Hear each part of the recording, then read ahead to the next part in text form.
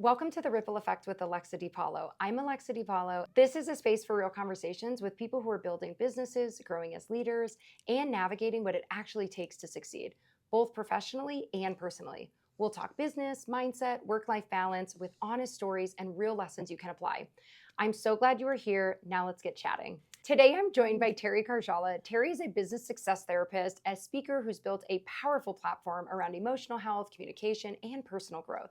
Her work helps high-performing people better understand themselves, their relationships, and the patterns that shape how they show up in life and business. What I really appreciate about Teri is how she makes complex emotional concepts practical and approachable, things you can actually apply in real life. Outside of work, she's a devoted softball mom, and she's incredibly passionate about helping people build healthier, more grounded lives. Welcome, Teri. Hello. Oh my goodness, this is so much fun. Yes, I'm so excited to have you. Thank Yeah. you. What did your work look like in the beginning, and what was the biggest misconception about how you got here? In the beginning, so for those that do not know me, I used to be a mental health therapist. So I built a very large counseling practice and then evolved into where we're at today. And so in the beginning, I honestly thought that was going to be my end all be all. That was going to be, my daughter was going to, take it over and, do the thing. And I realized that as I evolved and I grew, that was really my passion project. And now I feel like I have stepped into what I am truly called to do. Mm-hmm. And trust me, when I say, like, I tried to shut it off multiple times and it just kept coming back and coming back and coming back. I don't think that people realize, I love looking at that iceberg image. And the iceberg image, just like at the top of the iceberg, it has like all the success and all the, accolades and all of that. And underneath, like 90% of the iceberg is under, and that's like your blood, sweat, and tears. That's the trials, the tribulations. That's all the things you had to do to get there. And I don't think people recognize and realize. Now, obviously, you get smarter and you figure it out. And then like this company, like it's been so much easier to build because I had taken all those life lessons that I, and now can apply it to this company. But I just think I think a lot of people look from the outside and don't really recognize what's really like what it took to actually get there. Oh yeah, I could not agree more with that. We see that a lot. People assume that because I did it, they can do it. And I believe that. Yeah. If I can do it, you can do it. But they don't realize always what it actually took. The blood, sweat, and tears, like you said. Sacrifices. The Holy sacrifice. bucket. The time, the energy, the resources. The doubt, the insecurities. You have to do it scared. You have to do it fearful. Yeah, absolutely. Like, oh my gosh, all the fear, all the uncertainty, the doubt, like, and it was interesting because I always like found myself going outside myself to like look for external validation. And it wasn't until, in the last like 4 or 5 years where I'm like, oh my goodness, it's all within. It's like, okay, how do I just trust the guidance that I'm getting? Yeah. Spirit, God, universe, whatever you believe in, but just trust in that guidance to drive, I think some of that can come from the insecurity of assuming that other people have it figured out and you don't. Oh, and yes. When you really take a step back and you realize that we're all just a bunch of goobers figuring life out, they don't have it more figured out than I do. They may have made the same mistakes and then maybe could teach me how to improve on it. Yeah. But assuming that everyone else had it figured out except me, that was like a very powerful moment for me to realize that I had it within. Yeah. I think I've listened to a lot of different interviews with like uber successful women, even like Judy Shepard-Missett, who is the owner of Jazzercise, who's built a $1 billion company. And I, even like Sarah Blakely, with Spanx, like you listen to their stories and they have the same struggles as we do, right? Yes. And so you're right. We're all just figuring it out. Yeah, I think that comes from like the confidence that comes with, the resilience and working through the hard stuff. Yeah. And then all of a sudden you realize, oh, I can do this. I'm capable of doing it. And without criticizing those around you, realizing that they are also still figuring it out, that they are not more worthy than you are. They have the same fears. They're doing it anyways. They have the same trials and tribulations. Yeah. And we're all just on a floating rock. Yeah. Well, and someone said this best, and I always love this because she said, don't compare your beginning to my middle. Yeah. And I think that no matter where we're at Powerful. on the journey, like it's so easy to look at other people's successes and be like, I'm not there. Well, we're on we could be different industries, different professions, different timelines, different, paths. And so not comparison is a thief of joy, right? And so, being in the place of just like, okay, I'm in my lane, and this is what my lane looks like, and who am I running against? I'm running against my version of myself yesterday. So if I can understand, like, hey, I'm doing my race at my pace, it takes away that concept of just having to question our ability and what we know in our heart of hearts are capable of doing. It stops feeding the inadequacies and the Yeah. insecurities, right? Yeah. And you just really get clarity on, it doesn't matter. Yep. This is the path I'm on. This Yep. is where I'm at. And it really, I think, provides lots of clarity. Yeah. Yeah, lots of strength. So what would you say was the first moment you realized, like, this could actually work? This is working and I've got this. Gosh, you know what?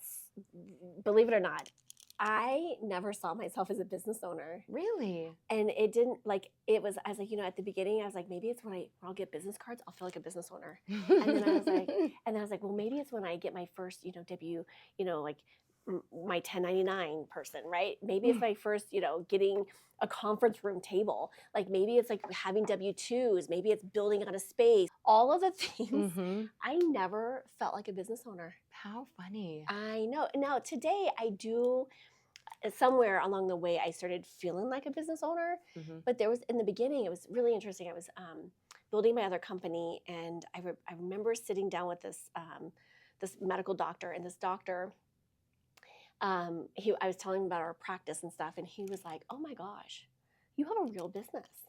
And I was like, "Oh, do I?" Like exterior validation. Oh, I guess I do. But it was like one of those things of like, oh, he's like, well, because everyone was in their private practices, we actually had a company, and we had staff and all this, and I was like, yeah, you're right. And it was interesting because he started reaching out and consulting with me about his business, and I was like, okay. But it was just one of those things that I don't know, I felt like I was playing because I loved what I was doing. And I have always just kind of followed that. Like, I love what I do now. I just love learning, and I love expanding. And I don't think I am employable, like at this point. Like, I don't think I am. Like, but I don't want to work for you. I know, I absolutely love it. I love being able to, every day is a new adventure to play and expand and grow, and it's not all unicorns and butterflies. Like, there's been, goodness, a lot of lessons and a lot of, personal development that we could go on forever talking about that. It's true, though. Yeah, I can resonate deeply with that. Lots of lessons, lots of scary moments, lots of I love that you said lessons, because that's what I take from all the hardships is, what can I learn from this, right? It was hard, and maybe I could have done something differently. I could have handled this conversation differently. I could have handled the situation differently, but what did I learn from it? Because all that's going to do is improve me moving forward. Yeah, that's all I can do. I can't change how I handled it, but I can change how I handle it next time. Yeah, you know? exactly. Yeah, I love it. What would you say was something that happened that was really scary at the moment, but now looking back is the best thing you ever did? The scariest thing was when I decided to go into private practice. And I remember having this moment, and I was in complete fear. I was working at an agency, and they had asked me to do something unethical. And I was like, nope, no thank you. And then, so it bought me 6 months. And then she came back and she goes, nope, you are going to do this. I'm making an executive decision, da-da-da-da-da. And I was like, ugh. And so I went home, and I'm like, I'm going to give resignation. And I loved doing what I did. And I'm like, oh my gosh, I'm going to take this leap of faith. So I gave myself a month. I gave them a month notice that gave, so I can give closure and step away from the company, because I wanted to do right by my clients. And that gave me a month to like freak out because it wasn't necessarily something that I had planned on. And I remember my husband saying to me, he said, Teri, what's the worst thing that can happen? And he's like, you fall on your face, you go get another job. And I'm like, oh, like that's it? Like, oh, that doesn't seem bad at all. So that's what, like, that was like the scariest thing. And then, when we're talking about like being business owners and you're stepping outside that comfort zone, the next time, so then I built out my company, and then the next time it was like this next thing and the next thing. And then, I got to the place where I was like making really big financial choices that were just like, yep, let's do it. Yep. And it just like didn't seem like anything at any point, because I had gotten myself so outside the comfort zone. And just conditioned myself to play bigger. Let's do it. And yes, we're going to feel like we're going to pee our pants, but we actually never do, Yeah, like it is. What's the worst thing that's going to happen is I fall. Yeah. I'll get back up. I'll get back up. I always say I survived worse. Yeah. I've survived worse than this. I'll be able to survive this. What's the worst thing that's going to happen is I just keep moving forward. I keep moving forward in love. I keep moving forward with the support, in a giver's mentality. Yeah. And life truly ends up having a beautiful way of working out. Yeah. And like you said, what I feel like I'm going to pee my pants, but I don't. I know, right? I'll be fine. I'll be fine. I'll be fine. It'll go back. Oh, I love it. What skill, especially in communication or emotional intelligence, has been most responsible for your growth? Would you say it comes down to a specific skill, or? Like in my personal development? Yeah. I would say my curiosity and like my never give up attitude. I think curiosity just it's brilliant for the brain because it activates the entire brain. And so just staying curious and just being open to the possibilities, because I think so often we will get into these stories, and this has been something that I had to develop over the time, because believe it or not, I used to be super, super, super negative. When I tell people that, they don't actually believe me, but I used to be like the victim, like I owned that word, being the victim of my own circumstance. I know, right? I had to relearn the things that I was taught, because I grew up with this belief system that I wasn't good enough. And so I had to prove myself, and I had to get myself out there, and I had to, school was it was hard for me, being dyslexic and but I was a straight A student. So I gave it my all, right? And I always tell people, there's things that we do in life that serve us. So for me, like that served me, because I had to become a really great student. I had to become and I became a perfectionistic being, and it served me because it made me get good grades. It made me go the extra mile. But at some point, probably in college, is when it stopped serving me, but I didn't know anything else. So I kept pulling it forward, but it stopped serving here. So then in this gap is where that transformation. And so it was in my own personal work of what's serving, what's not serving, and really taking a look at that. But I would say curiosity, and then just taking one step forward and never giving up, and just trusting in the process. Beautiful. Beautifully put. What did you have to stop doing, personally or professionally, to get to the next level? I had to stop caring what people thought about me and what I was doing, because I think so often that we have people, and everyone has their stories. I have my own stories, everyone else has their own stories. And once I realized that, just because I try to show up with good intentions and doing right by people, but that not every time is received by other people, right? And so my biggest lesson in life was about, just I want to be liked, and I had to really understand that in order for me to move forward and expand, I have to be willing to be disliked too.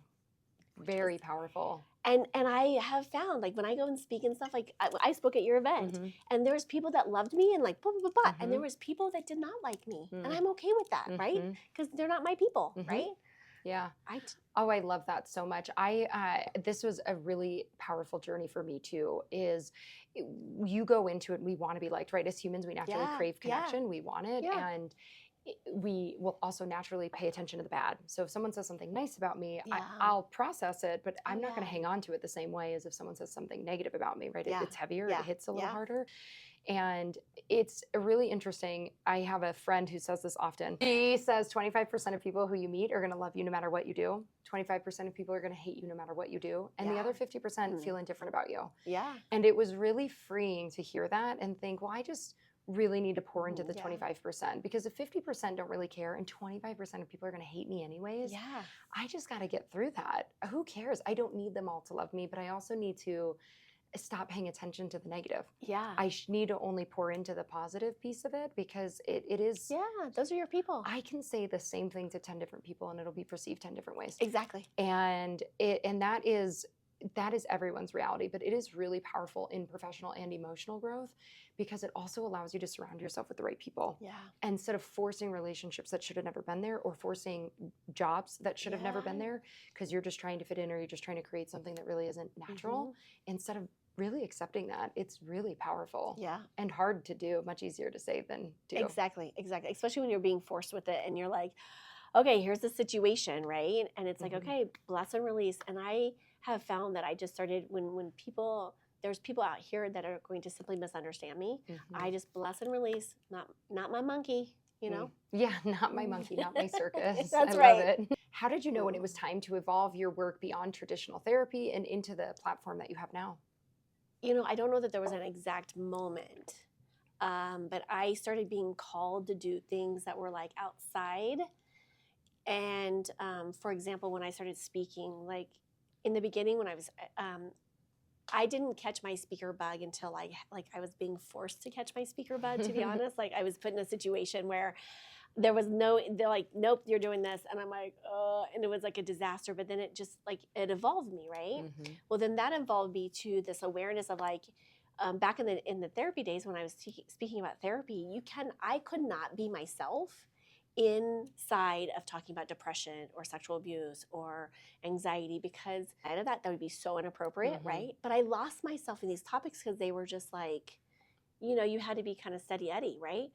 But then I started like, well, let me explore over here and let me play with this. And then I was like, oh my gosh, I lit up and I was like, oh my gosh, I have this freedom. I can be myself and I can make people laugh because I love making people laugh and high energy and it's fun, it's engaging. And so that kind of evolved me in that way. And the same thing with the company. Like, I just realized that at some point, like, you know, for clients, you would get them to this place. They would come in with like panic and anxiety and fear and all this other stuff. And then you got them to the place where they were rubbing it up against like, okay, what's next in their life? And that's what really started to bring me alive because it's like, let's play with the next phase of your life. Let's go make a ripple effect. Let's go create beyond those limitations or beyond the stories. Let's go create something really powerful. What are you here to do? What is your calling? What's your gift that you are meant to do on this planet? And then it's like, that just kind of like broke open everything for me. So it was a slow evolution, but then I just trusting in the guidance of receiving that and walking the path with that. Fairly powerful. What professional failure or misstep taught you the most about yourself?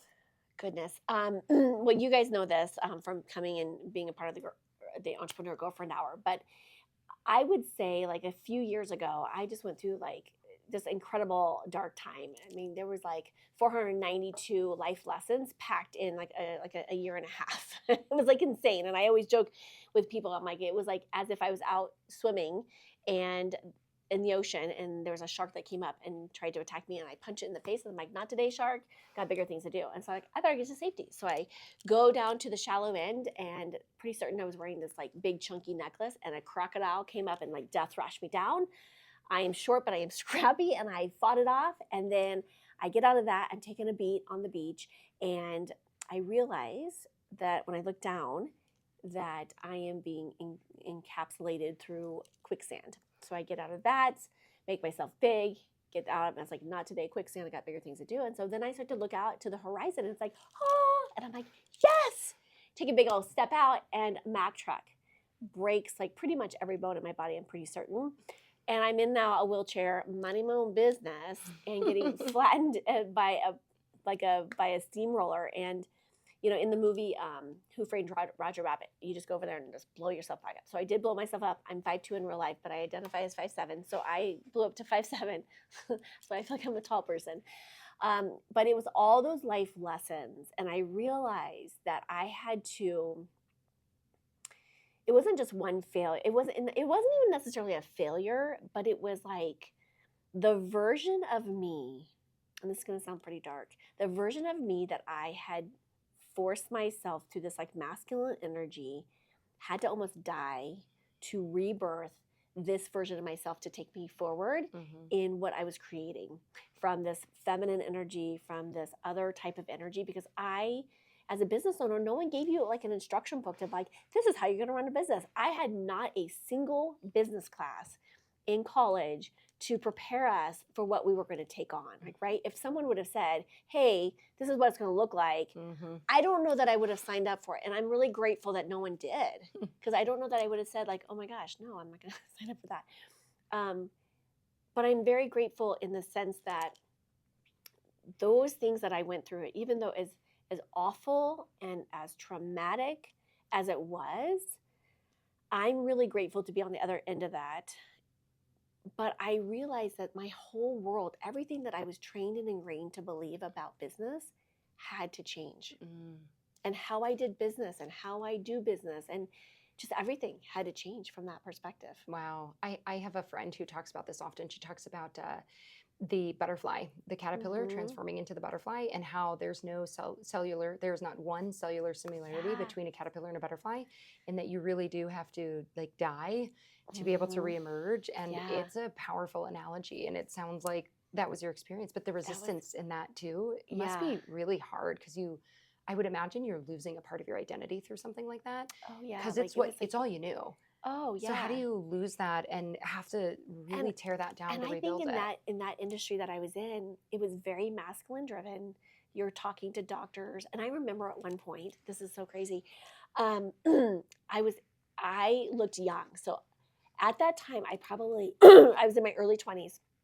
I looked like I was 12. There was this picture of me in this suit, and I'm like, oh my gosh. When I look back at it, I'm like, oh my gosh, I did look like I was 12. I have to see this. I wish I could find it, because it looks like I am literally 12. And I was going in with all this confidence, talking to all these doctors and attorneys, and it was interesting because they were asking me certain questions to find out how old I was. And I remember my two responses were either, I'm like, oh, because it was like, it would get weird. And I'd be like, oh, no. Oh, I was like, oh, I know I look really young. I said, I have a fantastic plastic surgeon. Like, but it would break the ice. And then they were like, oh, okay, I'm onto you, right? Or I would tell them, I'm like, oh, I know, I look really young. I said, when I'm in a nursing home, 100 years old, looking like I'm 60, I'm going to rock that nursing home, right? But I had to find a way, because that was a big piece of it, because I had to be like this other.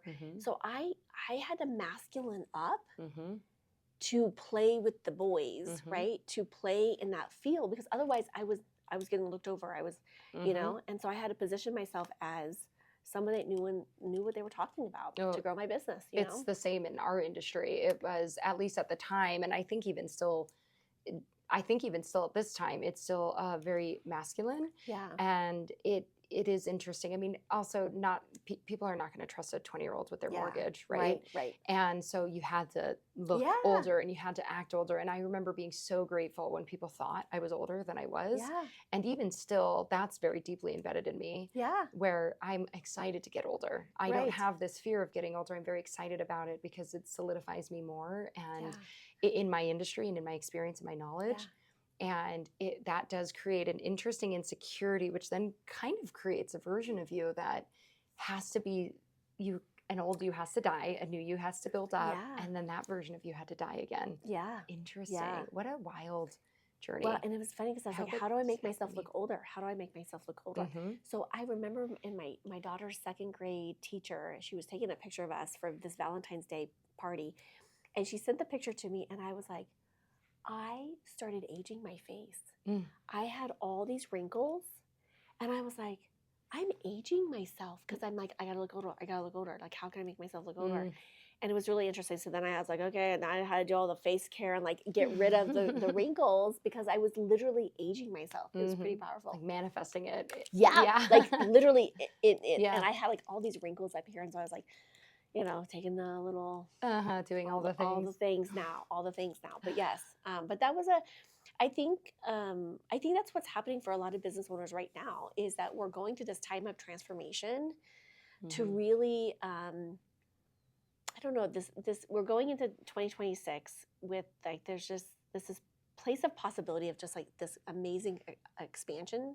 And I feel like everyone in the last like 5 years have been doing their own personal journey of releasing what is no longer serving them on all levels. And so it's exciting and it's expansive because we are now stepping in, turning on what we know to be true for ourselves and listening within and trusting the process and just slowing down. And we were talking earlier about talking really fast and all that stuff, but also being able to slow down and be okay to be and find a place of peace and come from that place of power versus feeling bad about taking time for ourselves. I've really learned this about my own journey and speak on this often now is you have to make time for you. It's a part of the business plan. Yeah. And it is downtime. And as a high performer and as someone who moves fast and I love efficiencies, like anything that can allow me to move faster and talk faster, I'm down.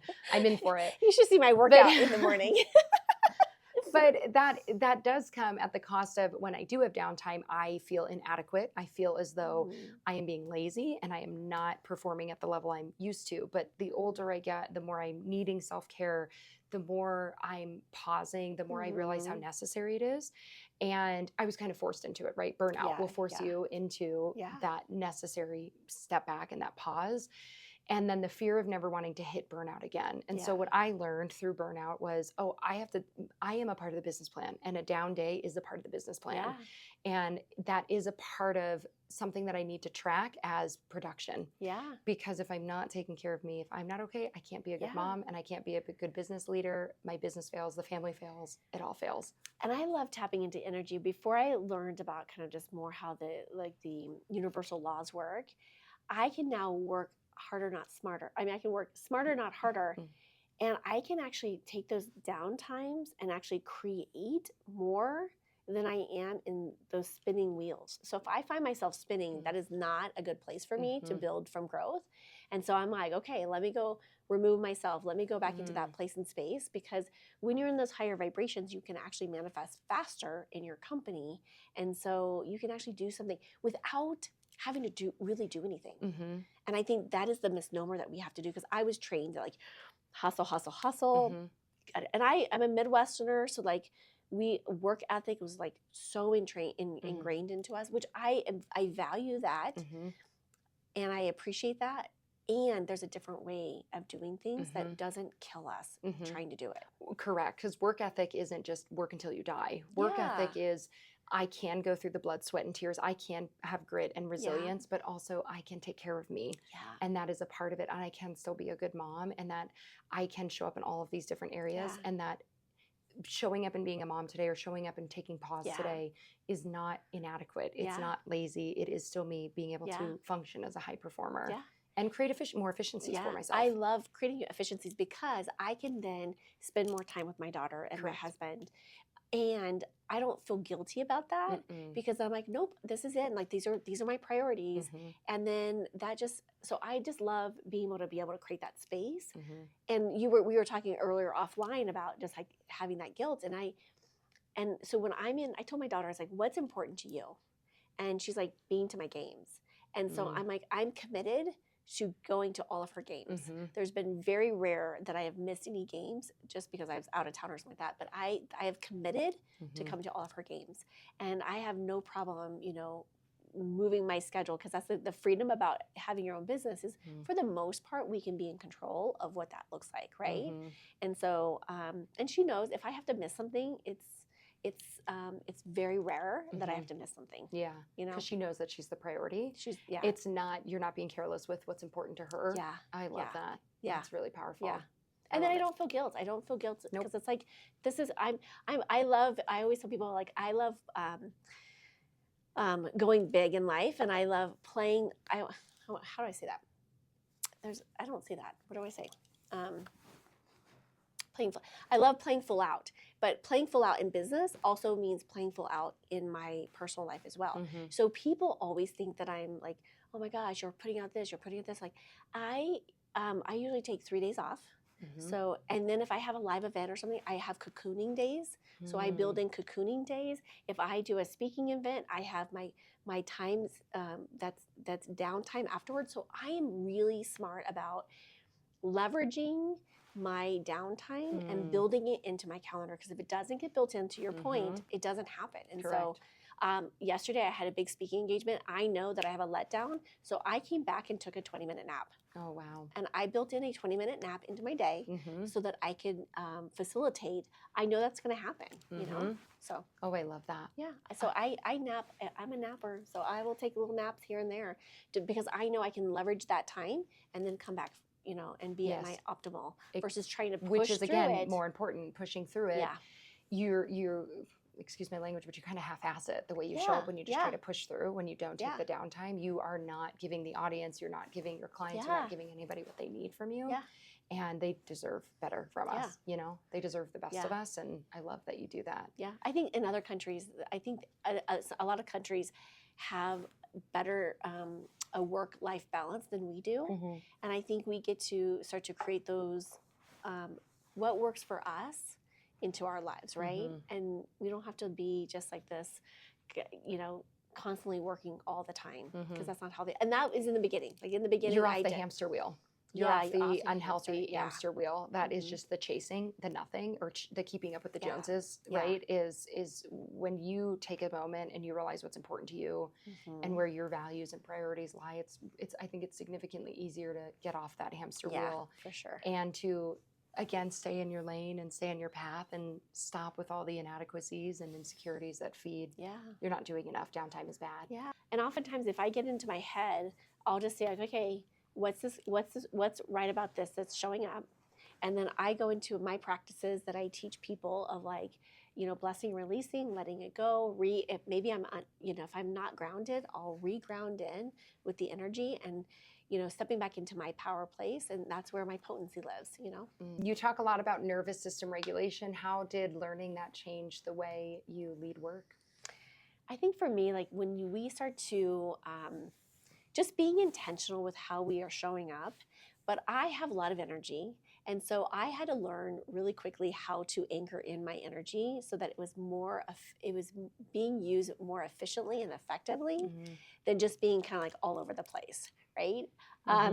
You're smiling because I'm laughing because I'm like, oh yeah, I'm all over the place sometimes. And I think that can it can start to help. I mean, that can start to zing you.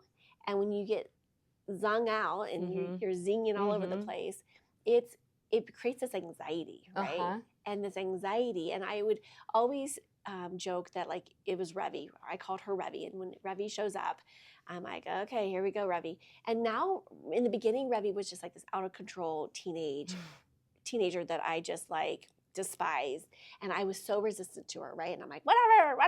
But now Revy and I. So here's a quick little tip: is whatever that is, whether that's self-doubt, you know, the imposter syndrome, getting stuck in worry, fear, whatever that is, give it a name.